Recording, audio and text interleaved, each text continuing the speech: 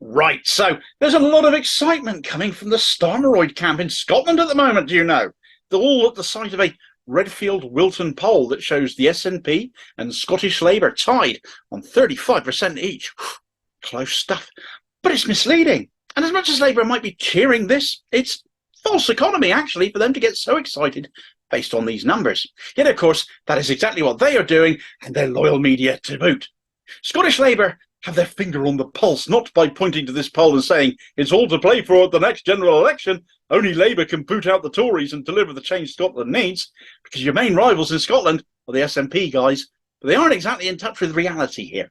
For one, all polls like this have a 3% margin of error, and the SNP are down 2 points with Labour up 1. So all within margin of error. But the Tories are also down 2 points. So who is Labour gaining from here? I suggest it was the Tories, since the Scottish Greens are up 2 points themselves, and given that they're in a joint administration with the SNP right now, it's likely just churn between those two parties. Labour are, I would suggest, gaining from the Tories, the other point the Tories lost going to the Lib Dems. So this is just churn between establishment parties, lending weight to SNP MP Chris Law's caustic comment at PMQs yesterday, which earned him a barking at by the eternally useless speaker Lindsay Hoyle, when he referred to the Tories and Labour as two cheeks of the same arse in the Commons. Delightful to see. But there is also the aspect of how this poll translates into seats, and the brilliant Leftie Stats account has crunched the polling numbers and spat out the predictions as far as retaining control of the Scottish Parliament in Holyrood is concerned. And with 129 seats there up for grabs, and 65 therefore needed for a majority, the SNP would retain 55 seats there, losing 9. However, the Scottish Greens would have 15, which is an increase of 7. Therefore, with a net loss of just 2 seats in this SNP Green coalition arrangement, they'd still retain control with a combined total of 70. Labour would gain 13 seats on these numbers, putting them on 35, but it would be to no avail. And it would be pretty much exclusively at the expense of the Tories, who are predicted to lose 15 seats.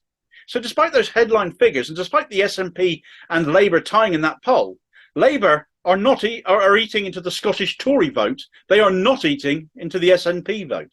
If anything, the Scottish Green partners of the SNP are eating into the SNP vote at the moment. And this is also a pretty severe indictment of Labour. The SNP have been besieged with issues in recent months, as you've no doubt been aware if you've been coming across the stories in the news. The media onslaught against Nicola Sturgeon and her husband amidst a police probe, you would think would make the SNP extremely vulnerable right now. Sturgeon's replacement, Humza Yousaf, hasn't exactly got off to a flying start either, yet that same media are trying to sell us a vision of a Labour resurrection that really isn't apparent when you drill into the data.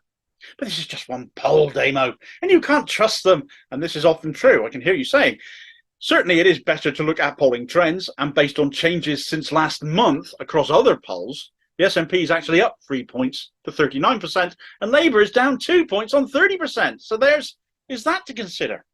But let's look elsewhere to see how not so well Labour are actually doing in Scotland right now, because we've got a by-election underway.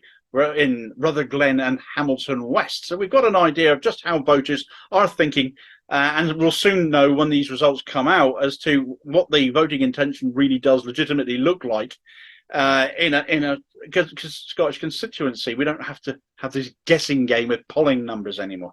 But this by-election has come about as a result of a recall petition in former SNP MP Margaret Ferrier, and that was triggered after she boarded a train despite having tested positive for COVID. Naughty, naughty. She's been punished for it. She's been recalled. It's triggered a by-election. And you would think the SNP would be in trouble again here. You would think their name would be mud right here and now there. You would think Labour would have a stonking chance. And indeed, Labour former campaign coordinator, now reshuffled to Shadow Secretary of State for Justice, Shabana Mahmood, has been deployed along with activists from England to try and get out the vote, showing just how desperate Starmer is to demonstrate that he's making inroads into Scotland from a Westminster perspective.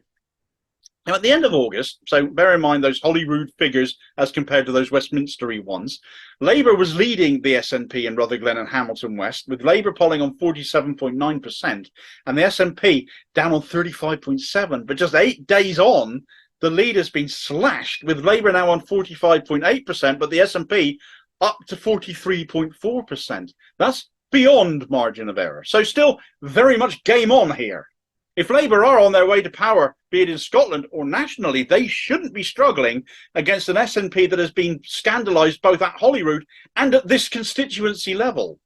If that is what we're seeing, the Starmer effect, as so many people call it, it's like the Lynx effect, but only if Lynx produced deodorant that smelt like a rancid bin bag. I'm sure that plays its part. Scottish Labour leader Anas Sarwar is also about as likeable as a bin bag and no more competent on media rounds than Starmer is. And this actually exposes a really big problem for Labour in Scotland, because come a general election, Starmer won't be able to bus extra hands to Scottish seats like this, like he's been doing, that he's struggling to take at a time when he has that luxury at the moment. In fact, it's not even that big a luxury when you consider how many activists and supporters and members he's driven away. They're becoming a lot harder to find, let alone to bus around the country. And come a national ballot, when everywhere is voting and electing and campaigning, on the ground support of the lack of it is going to hurt Labour a lot going forward to the general election.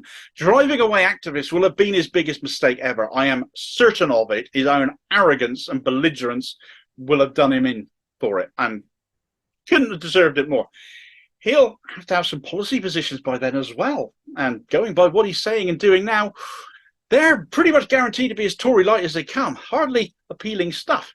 The SNP are currently championing rent controls in this by-election. That's as far away from Labour and Tory policy on housing as you can get right now, when both parties are more keen to protect buy-to-let landlords and reliant on ordinary people not helped by that to still vote for them, stupidly, in my opinion. Not only will Starmer have to appear on TV as well to answer questions live in debates, unless he chickens out like Theresa May did, of course, but so will Anas Sarwar, and they're both horrible, horrible live orators.